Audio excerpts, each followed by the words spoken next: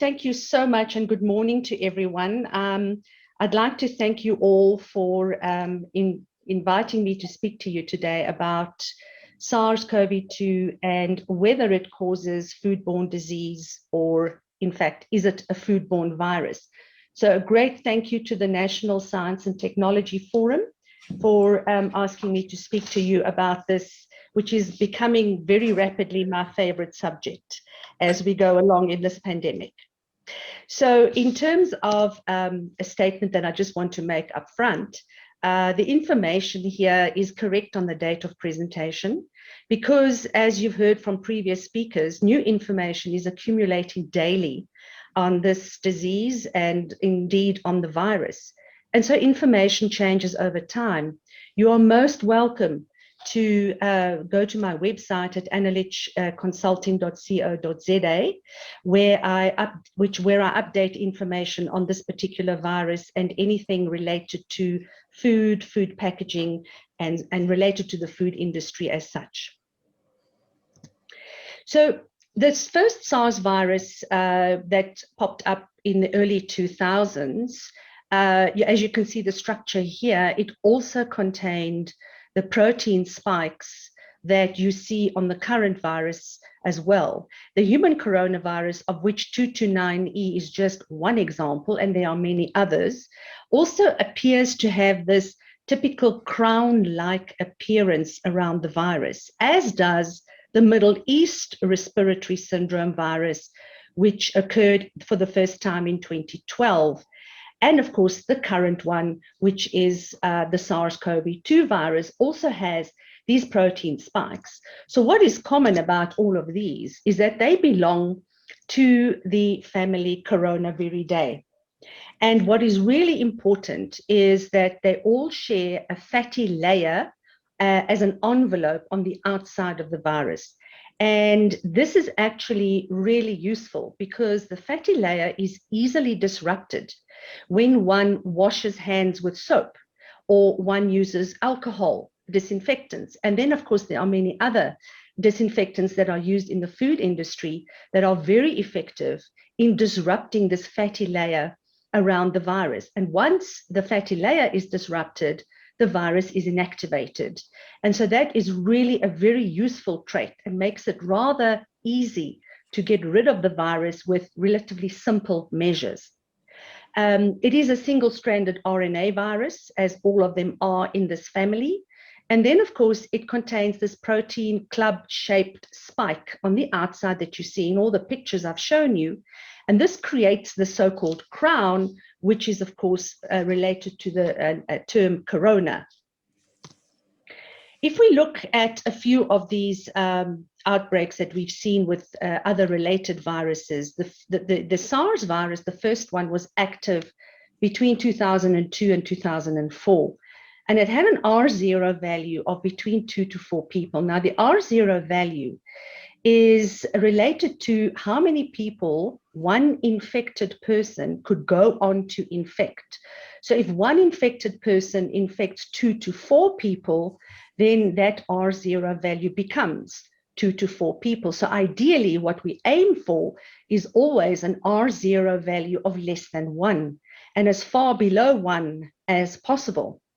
It was first reported in China. Infections were 8,098, and there were 774 deaths, which translates to an approximate value of 9.5% death rate. The second one, which was the Middle East respiratory syndrome virus, was active between 2012, and it is still active, but very, very sporadically. And it has an R0 value of less than 1.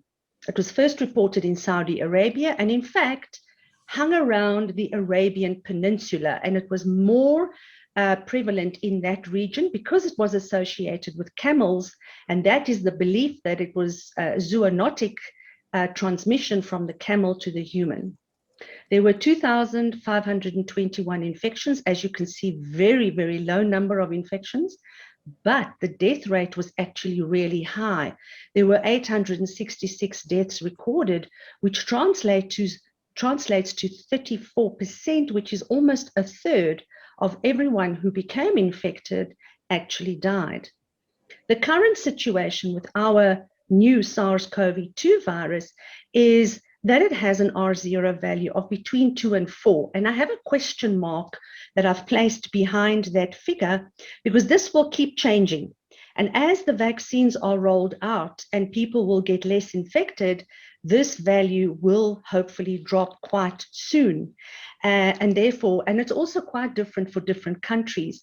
So we'll only know at the end of the pandemic what would be the global R0 value. It was also first reported in China, as you know. And the latest information as at 25th of February, which was yesterday, according to the Johns Hopkins University that tracks this information, infections globally were 112,629,000 approximately, and deaths are in the region of 2.5 million. So if you look at the death rate, it's rather low, but of course, it's a high number because we have such a high number of infections, because this virus is so highly infectious, which the previous two were not. And so with transmission possibilities, we do know, of course, that it's a person-to-person transmission through close contact, such as touching people, shaking hands, hugging, kissing, and then through droplets from coughing or sneezing that contain the virus. We also know that it is aerosolized, and this is a problematic situation where there's a crowding indoors with a lot of people, where there's little fresh air circulation, or indeed poor ventilation via aircon systems that only recirculate air rather than bringing in clean air from outside. So this is definitely a problem. And we saw last year with the initial second wave, the beginning of the second wave, we had some super spreader events that occurred in this manner, precisely in this manner in crowded situations. Of course, the question is raised, what about contaminated surfaces? There's been a lot of information floating around since the beginning of the pandemic on contaminated surfaces. And of course, there have been a number of publications in the scientific media that are where studies were conducted in laboratories on trying to figure out what is the survival of this organism on different surfaces. And various surfaces were tested, like paper money, wood, copper, stainless steel. And of course, stainless steel is important in the food industry. And so a lot of these papers came out with different results, some of them significantly different. In fact, there was one where the experiment was conducted in the dark because they didn't want light influencing the survival of the virus in any way, because we do know that UV light, and specifically UVC spectrum, does have a killing effect on the virus on surfaces. The other issue with all of these papers, and I'm not questioning the science at all, they are all well scientifically reviewed, but what I would like to point out is that they were all conducted under different environmental conditions, different temperatures, and different relative humidity in the air. And what is also very, very important is that we must make sure we understand how to interpret those results and extrapolate them to the real life situation where it is not in a laboratory controlled environment. In real life, we have sunshine, we have cloudy days, we have sun in the morning, we have cloudy in the afternoon, we have temperature differences throughout the day. And so one doesn't really know what is the real life situation in terms of risk. And furthermore, all of these tests were conducted with extremely high viral loads, up to 10 to the 7 viral loads were inoculated onto these surfaces. And this is not the reality. So in real life, so one has to be really very careful how to interpret all of these results in the scientific papers. Furthermore, McKinsey in May 2020 published a report where they showed that approximately 10% of all transmissions were actually due to environmental transmission, and this environmental term actually includes surfaces. So already in May, there were a lot of questions being raised around the impact of surfaces in terms of transmission. So already the number 10% was floating around. Furthermore, in July 2020, Goldman published an opinion in The Lancet that spoke about exaggerated risk of transmission of COVID-19 by fomites. Now, a fomite is an inanimate object, such as a surface. And he questions very, very well in this article the issue around how prevalent is transmission via contaminated surfaces. And then more recently, on the 4th of February, Diane Lewis in Nature published an article called COVID-19 Rarely Infects Through Surfaces. So why are we still deep cleaning? Very good question. So we need to ask the question, can surfaces become contaminated? Well, of course they can, because people can cough and sneeze on surfaces and they can become contaminated. But as I showed previously, what is the viral load in this particular situation? What we do know, however, and the food industry is very well aware of this and are taking steps and have been taking steps right from the beginning, are high-touch surfaces. Those are really important in a food production environment, for example. So if you're looking at a food manufacturing environment where you have 250, 300 people working in a factory, and they're continuously going in and out of the canteen, for example, and touching the microwave oven handle and touching doorknobs, etc. In that environment, of course, one has to be very careful. One has to clean and disinfect those surfaces far more regularly. And also, of course, it's important that people understand they should not be touching their eyes, their mouths, and their noses if they are in these environments. But nevertheless, we do not believe that this is the primary route of infection. And there is a plethora of information that has been published that supports this, even from public health authorities, food safety authorities elsewhere in the world. The CDC is clear on this. The European Food Safety Authority has just put out another presentation that they gave on the 24th of February, where they underscore this once again, peer-reviewed publications. And then a very key paper, position paper that was put out by the ICMSF, and I'm the only South African member of the ICMSF. We put out a position paper which I co-authored in September, and the United Nations are using this ICMSF paper, and it has been referred to by EFSA, and it has been referred to by the FAO, the WHO, and as well as the Food and Drug Administration in the United States. The New Zealand Food Safety Science and Research Centre concurs, and then I published, or co-authored rather, a peer-reviewed paper in Frontiers, the Frontiers publication in November last year, where we looked at SARS-CoV-2. We looked at all the articles that had been published around food safety, surfaces, etc. And we published this review last year. It's open access, so you are more than welcome to go and download that paper. So what about food? What is the situation? Well, on the 13th of August 2020, the Chinese authorities reported that they had a frozen chicken that was imported from Brazil tested positive for COVID-19. Now keep an eye on that, because more recently, on the 21st of January, the ice cream samples that China was tested positive for COVID-19 in China. And in both these cases, they only detected RNA, the nucleic acid of the virus. They did not detect intact virus. And the intact virus with the spike proteins that acknowledge or identify the ACE2 receptors in the respiratory canal is required for infection. Without that intact virus, infection cannot occur.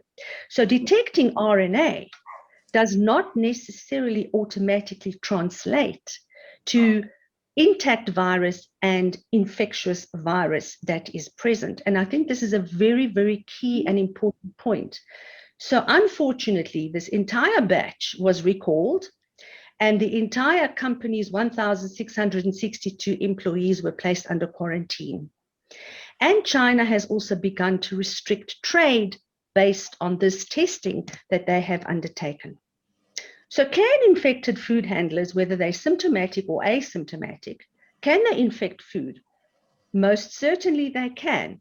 It can become contaminated by these people who would be shedding live virus. But let's take a step back. Viruses, and in this one as well, do not grow on food or on surfaces. They need a living host in which to replicate.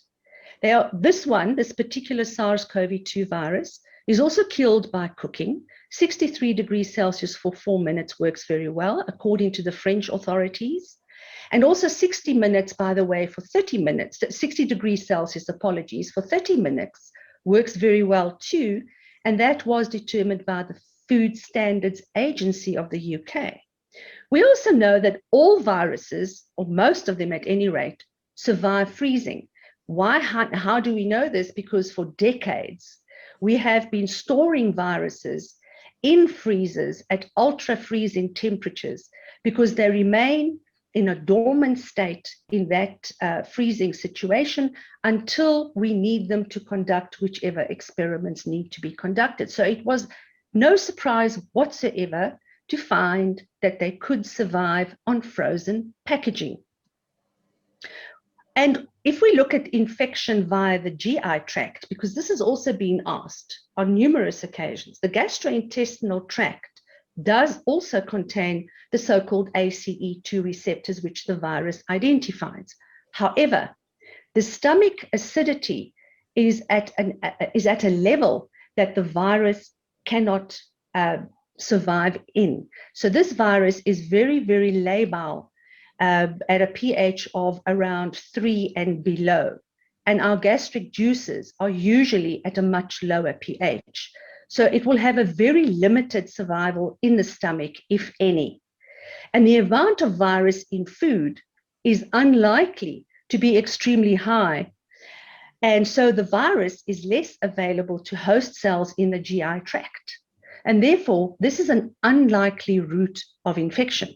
We do know, however, that diarrhea, of course, is a symptom of COVID-19. But the publications that have been published in various journals are showing that actually the diarrhea is most likely from infiltration of the virus from the respiratory canal to the rest of the body. So when it goes to the kidneys or the liver, for example, it can also go to the gastrointestinal tract. And that is the belief which is then causing the diarrhea, or the mechanism that is causing the diarrhea. And furthermore, no cases of fecal oral transmission of SARS-CoV-2 have been reported. And it's really important to understand in this particular case the difference between a hazard and a risk. The fact that something is potentially present does not automatically translate into a risk to human health. The FAO have gone so far as to publish a number of documents. One of them is 10 things that food businesses should know about food safety and COVID-19. And the point 10 on this document says there is no current evidence that food transmits the new coronavirus. The virus is transmitted primarily through person-to-person contact. Handling, producing, processing, selling food is not considered a danger for infection with coronavirus. Furthermore, they have also put out 10 things that consumers should know about food safety and COVID-19. And the very first one of the 10 is that currently there is no evidence that the new coronavirus that causes COVID-19 can be transmitted by food. And they go on to explain how, in fact, it could be transmitted. So what about food packaging, considering we know that this virus can survive freezing? Well, if we look at the 11th of August 2020, again, in China, they were testing frozen food packaging, and they found, and I put in inverted commas, the virus on outer packaging because, in fact, it was not the virus, but once again, it was detecting RNA. And then on the 28th of September, a similar situation occurred where repeated detection of coronavirus in the imported cold chain foods was found. And the conclusion that the authorities came to in China that this proved that imported cold chain foods are indeed at risk of contamination. But once again, in this case, RNA was detected. And so one has to ask about the significance of those findings. However, later in that year, last year, in October, live coronavirus was found on packaging in China. And in fact, the report speaks of traces of live virus was found that was isolated by the Chinese authorities. And in this report, however, they do say the CDC, now I'm referring to the CDC in China, not the one in the United States, did not say whether the outbreak in Guangdong was caused by the frozen food packaging.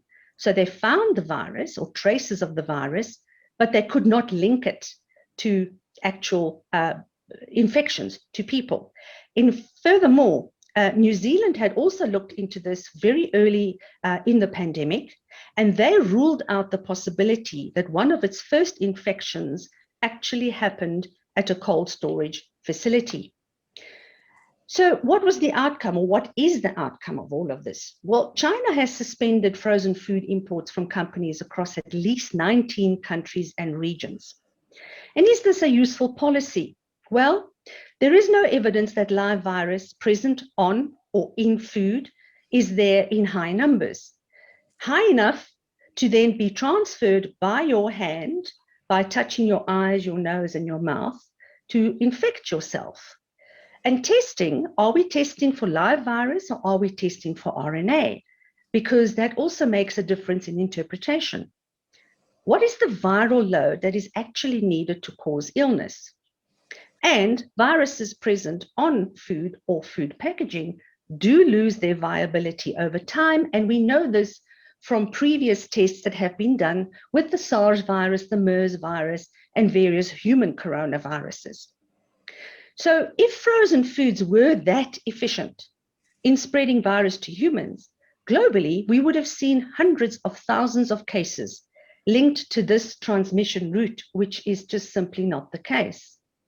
There is, therefore, a high possibility of workers in China that were already infected with the virus when they came to work, transferring the virus from themselves, in fact, to the food packaging.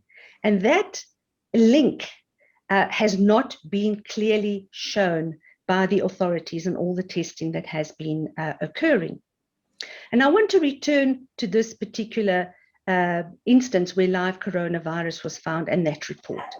The CDC in China also said that from a total of 2.98 million samples of food packaging that they were testing, they only found 22 samples that tested positive for RNA. That translates to a 0.00073% positive rate, which is negligible. And therefore you have to ask, what is the risk? And last but not least, on the 18th of February, which is just a week ago, the USDA and the FDA came out with a very clear statement that they published on their website. USDA and FDA underscore that current epidemiological and scientific information indicates that there's no transmission of COVID-19 through food or through food packaging. Of course, we have to stick to the big four, as I call them. We do have to maintain social distancing. We do have to wear masks and have a proper mask management protocol in place as to how you handle the masks. And please, please, please wear them to cover your nose as well as your mouth. I see still so many people walking around in shopping centers only covering their mouths with a mask. How to hand wash, washing correctly, washing for a minimum of 20 seconds. And then, of course, avoiding crowds, especially where there's bad ventilation. So in conclusion, there is no evidence of SARS-CoV-2 transmission via food. It is therefore not regarded as a foodborne virus, as we know norovirus or hepatitis A viruses are. It therefore does not cause foodborne disease. And food recalls are unnecessary. And we do have to ask that if we are going to go around recalling food, what is the impact of that on food security in a country like South Africa, especially where we have, especially after the COVID-19 pandemic, or even during the pandemic as we are experiencing it, a high prevalence of food insecurity. It is highly unlikely that food packaging is a significant transmission route, as we have not seen such evidence to date. And testing for viral RNA versus testing for infectious virus is really an important point, and we need to be careful how we translate or interpret that information. Therefore, the greatest risk still remains transmission from person to person. This is an occupational health and safety matter and is not a food safety matter. And with that, I thank you, and you are welcome to contact me or go to my website and follow me on various social media platforms. Thank you very much indeed.